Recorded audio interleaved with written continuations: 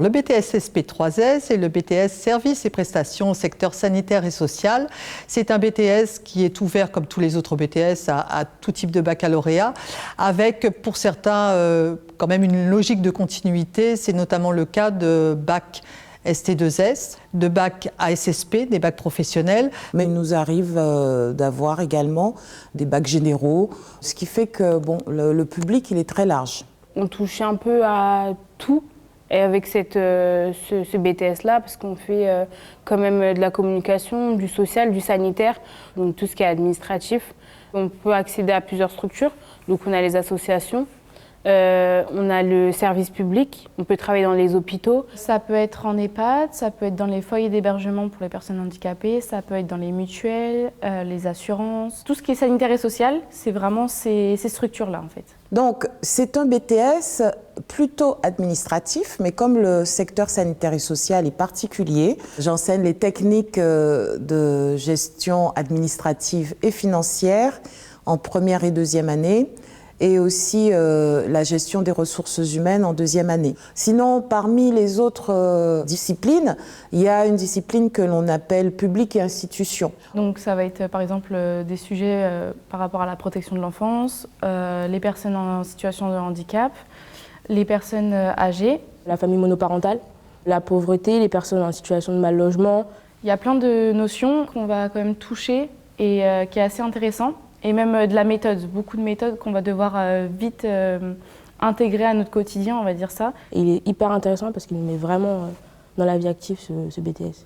Moi, ce qui m'a attirée dans le BTS SP3S, c'est qu'on puisse faire des stages assez longs. On effectue un stage en première année de 6 semaines et en deuxième année, on a un stage de 7 semaines qui va nous permettre de valider notre BTS. J'étais en centre social, donc j'ai été avec la directrice directement. J'ai pu organiser des réunions, animer les réunions, j'ai fait des plannings, j'ai fait un peu de communication, donc j'ai préparé, on va dire, la structure à l'image qu'elle donne à l'extérieur. Il y a eu beaucoup de points qui ont été abordés, donc c'était vraiment super bien. Très souvent, après la première période de stage, on les retrouve plus matures.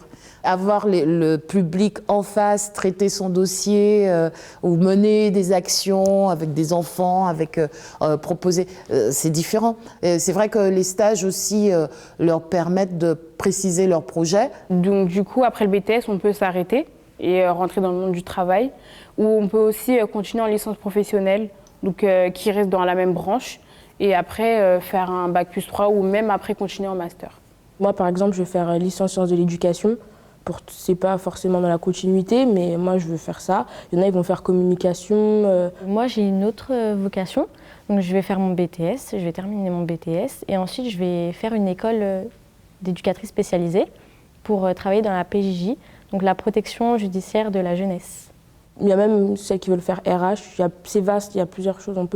On peut continuer selon nos désirs en fait. La force, c'est la pluridisciplinarité. Je pense que si on suit bien la formation, les personnes qui sont très sérieuses dans cette formation, si elles veulent après changer de voie, elles en ont les moyens.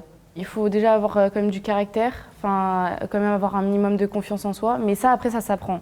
C'est que je sais que je suis rentrée en ST2S, j'avais pas confiance et au fur et à mesure, en voyant les cas concrets, rien qu'en théorique, on se prépare déjà mentalement et puis les profs nous préparent beaucoup. C'est qu'ils nous expliquent comment ils ont vécu les choses, leur parcours aussi et comment nous on doit se préparer. Il faut être à l'écoute, beaucoup à l'écoute, être sensible à la personne qu'on a en face de soi. Il ne faut pas avoir des préjugés dans notre métier, il faut avoir de l'empathie. Si on veut travailler dans ces métiers-là, il ne faut pas dénigrer les gens, il faut les prendre comme ils sont. Il faut avoir la poigne pour savoir leur répondre et leur dire que non, on est là pour les aider. Donc oui.